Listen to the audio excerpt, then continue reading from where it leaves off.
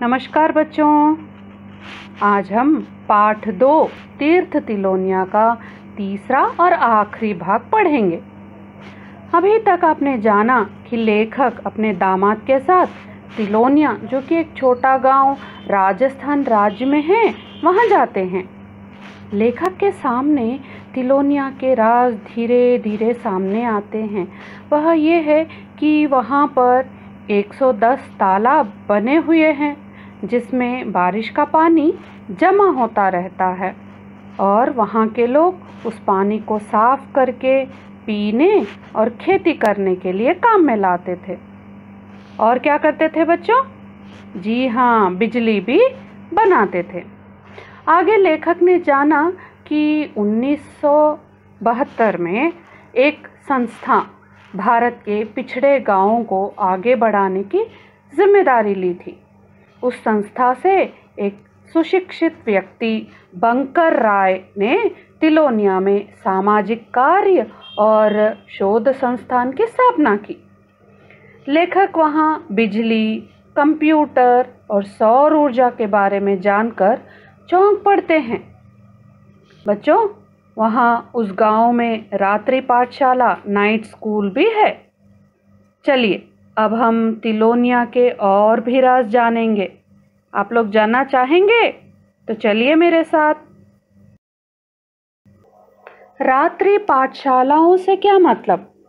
क्या यहाँ रात के वक्त पाठशालाओं में पढ़ाई होती है? जी, ऐसा ही है। दिन के वक्त गांव के लड़के लड़कियां खेती बाड़ी या घर के काम में लगे रहते हैं। पशु चराना, बकरियों की देखभाल आदि। शाम होने पर वे लोग पाठशाला में पहुंच जाते हैं। संस्थान ऐसी 150 पाठशालाएं चला रहा है, वे गर्व से बोले, और इनमें 70% लड़कियां पढ़ती हैं। हमारे यहाँ एक रात्रि पाठशाला भील जाति के बच्चों के लिए भी विशेष रूप से खोली गई है।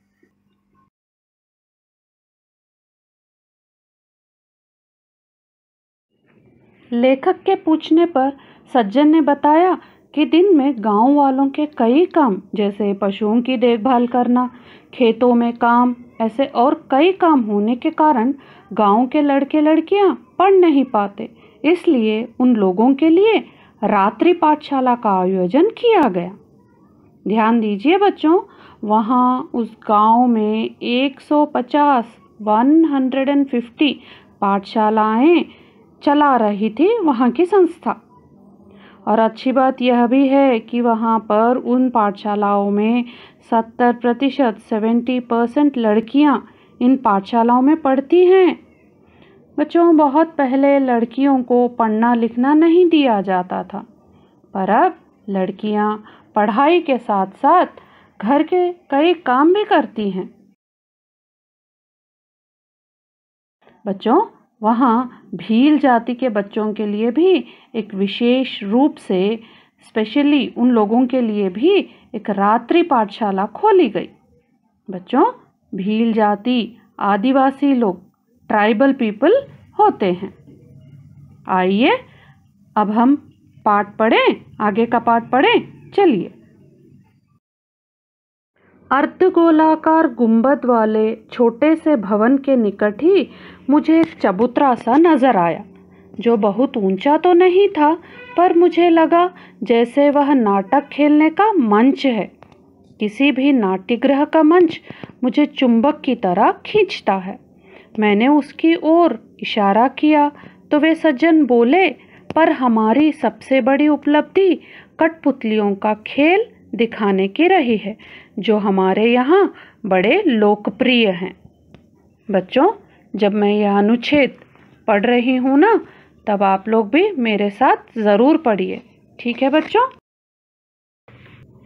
बच्चों, आप लोगों ने कभी कठपुतलियों का खेल, पपेट शो देखा है?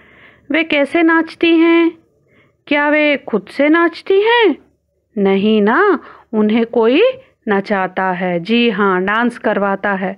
और उन कठपुतलियों के द्वारा कोई कहानी, कोई संदेश मैसेज हमें दिया जाता है ना? जी हाँ।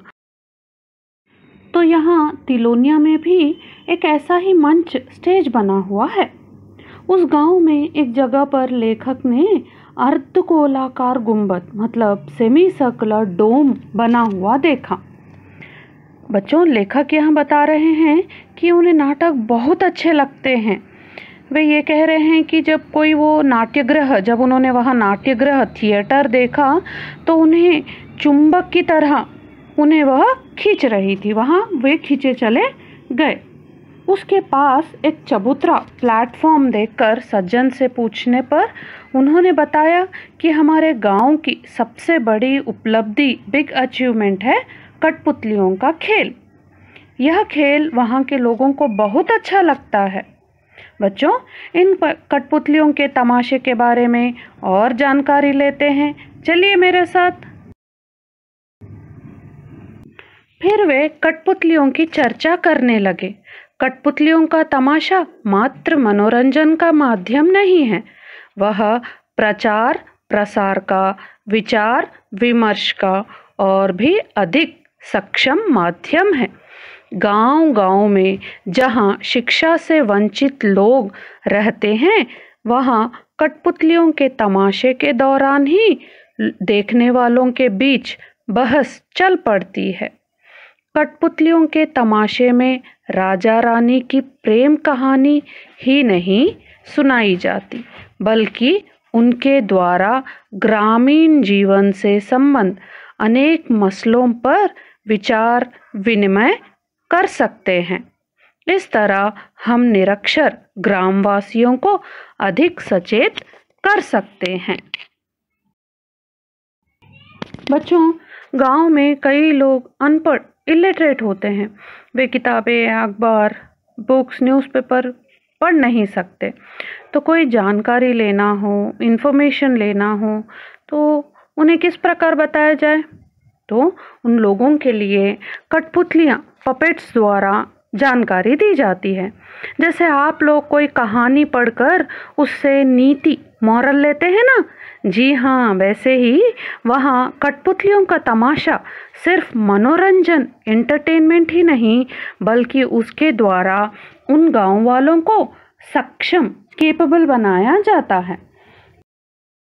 कठपुतलियों के तमाशे में राजा रानी की कहानियाँ ही नहीं, बल्कि इससे गांव से संबंधित मसले जो भी होते हैं, प्रॉब्लम्स होते हैं, उस पर विचार विमर्श, डिस्कशन भी किए जाते हैं।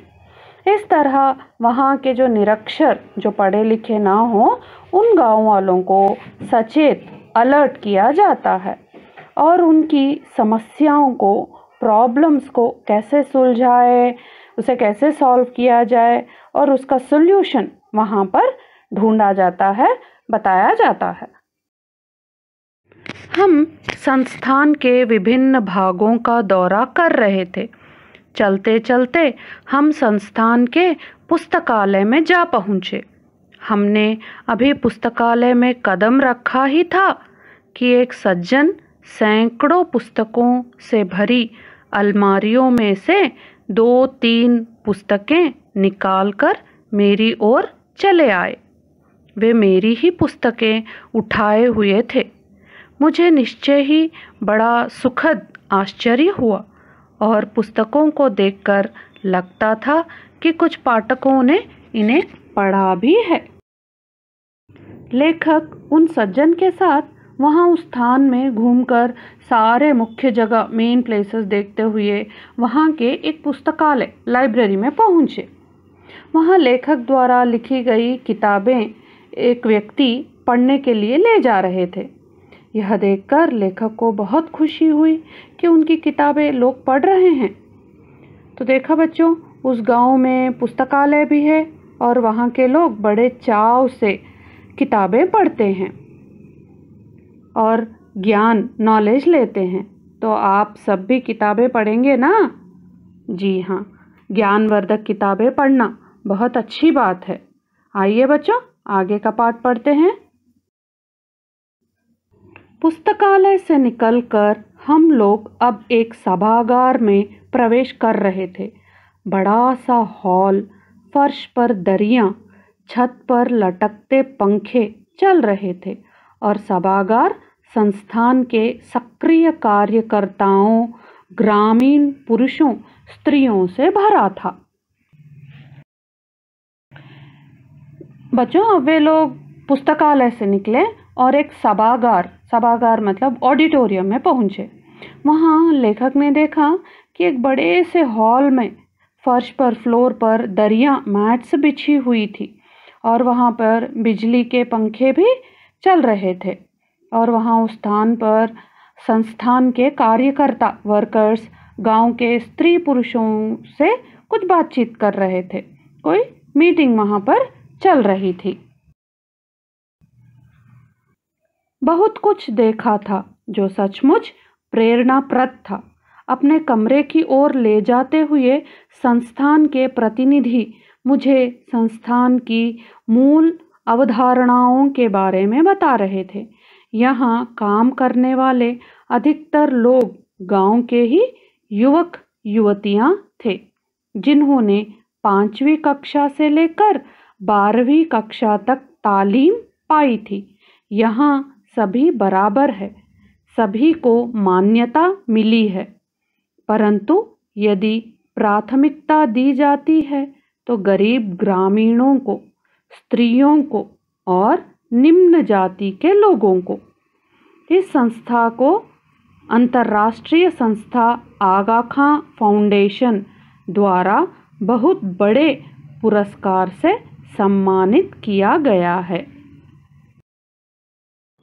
लेखक यहाँ बता रहे हैं कि उस गांव के बारे में जितना भी देखा और जाना है वह बहुत ही प्रेरणादायक, इंस्पायरिंग रहा।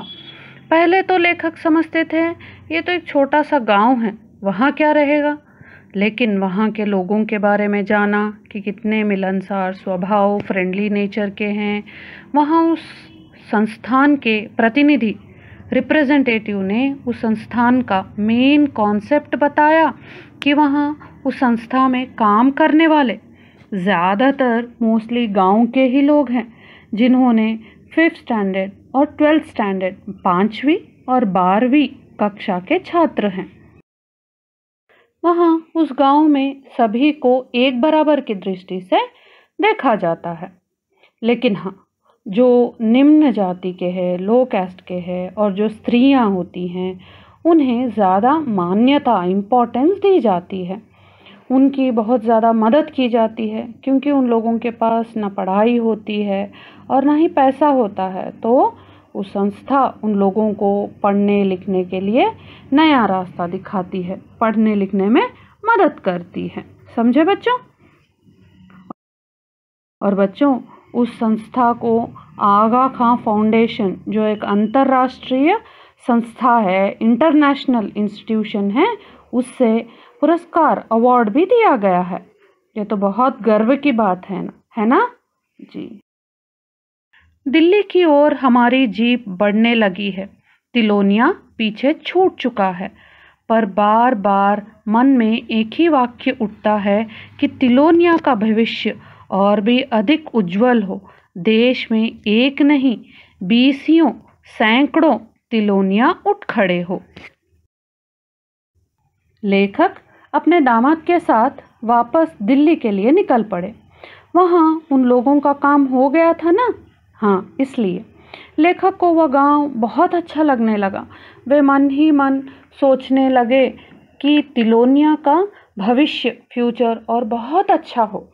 और लेखक यह भी चाह रहे थे कि देश में एक ही तिलोनिया नहीं, ऐसे कई तिलोनिया बनने चाहिए। तो बच्चों, इस पाठ से आपने क्या जाना? हाँ, जहाँ चाह विश होती है ना बच्चों, वहाँ रास्ता अपने आप निकल आता है।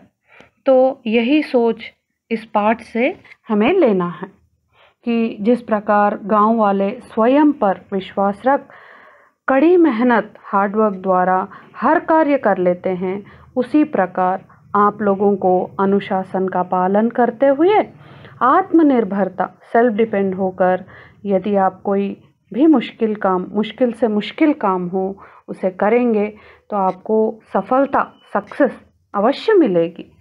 ठीक है बच्चों, समझ गए आप? बच्चों, अब हम जानेंगे र के रूप के बारे में और इन शब्दों के वर्ण विच्छेद किस प्रकार होता है यह भी सीखेंगे। बच्चों, ये रहे र के रूप। ये रहा रेफ, जो वर्ण के ऊपर लिखा जाता है वह है रेफ। अगला है पदेन, जो वर्ण के नीचे इस प्रकार लिखा जाता है वह उसे पदेन कहते हैं। और एक और रूप इसका है जिसमें हलंत और पदेन जुड़कर बनता है। ये इस प्रकार लिखा जाता है और वर्ण के नीचे इस प्रकार लिखा जाता है। बच्चों यहाँ है, ध्यान दीजिए। बच्चों यहाँ ध्यान दीजिए, तो जब वर्ण लेटर के पहले र की ध्वनि साउंड सुनाई देती है तो वो रेफ इस तरह लिखा जाता है। अब शब्द देखिए, शब्द है कर्म। यहाँ क के बाद र की ध्वनि फिर म सुनाई देता है ना बच्चों? आप भी बोलकर देखिए, कर्म, है ना? अब इसका वर्ण विच्छेद करते हैं। क के नीचे हलंत प्लस अ, उसके बाद क्या सुनाई दे रहा है? जी हाँ, र। तो र के नीचे हलंत प्लस म के नीचे हलंत प्लस अ, यह बना कर्म। अब देखते हैं पदेन का प्रयोग। शब्द है उग्र। यहाँ उ और ग के बाद र की ध्वनि सुनाई दे रही है ना? उग्र। बच्चों, तो इसका वर्ण विच्छेद होगा उ प्लस ग के नीचे हलंत प्लस र के नीचे हलंत प्लस अ, बना उग्र। अब आगे देखिए, हलंत और पदेन से बने शब्दों का वर्ण विच्छेद किस प्रकार किया जाता है। शब्द है ट्रक। ट के नीचे हलंत प्लस र के नीचे हलंत प्लस अ प्लस क के नीचे हलंत प्लस अ, ये सारे जोड़ो तो बनता है ट्रक। और बच्चों, अब आपके लिए यहाँ कुछ शब्द दिए गए हैं, उनका वर्ण विच्छेद कीजिए। ठीक है, शब्द देखिए। वर्णन, ग्राम, ट्रेन, मार्ग, प्रकार, ड्रम।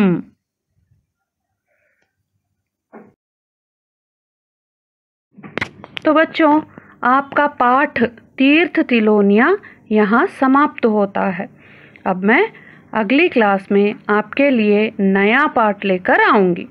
तब तक जो कार्य दिया गया है उसे पूरा कीजिए। आप सब खुश रहें, स्वस्थ रहें। धन्यवाद बच्चों।